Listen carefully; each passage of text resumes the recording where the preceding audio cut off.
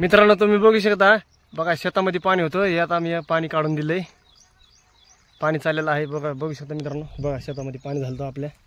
पावसाचं पाणी साठलेलं आहे आत्ती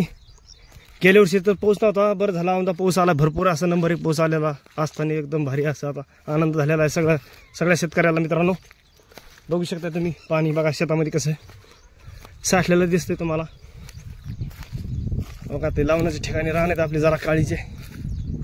हे पाणी शेतामध्ये साठलं होतं बघू शकता तुम्ही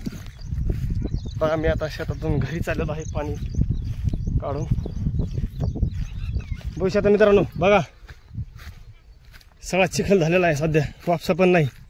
आता तरी पाणी काढून दिलं मी आता शेतातून तरी आता 2-4 दिवस तर लागतील वापसा व्हायला 4 ते 5 दिवस लागतील हे बघा इथं पाणी हाणलेले मी जरशी वापसा जेवढा होता तेवढा हाणलाय थोडीफार सरकी लावली आता इकडे बघू शकता मित्रांनो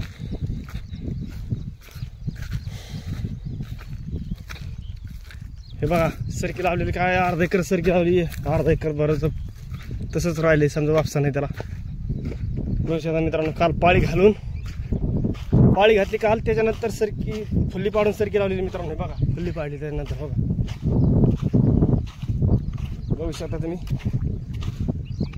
हे आपली सरकी कालच लावली आता त्याला 4-5 दिवस लागते ना आता बघायला पाळी घातली पाळी घातली त्यानंतर आता फुल्ली पाडली त्याच्यानंतर बघू शकता तुम्ही हे अंड मेलेलं आहे तरी का अर्धा हिरा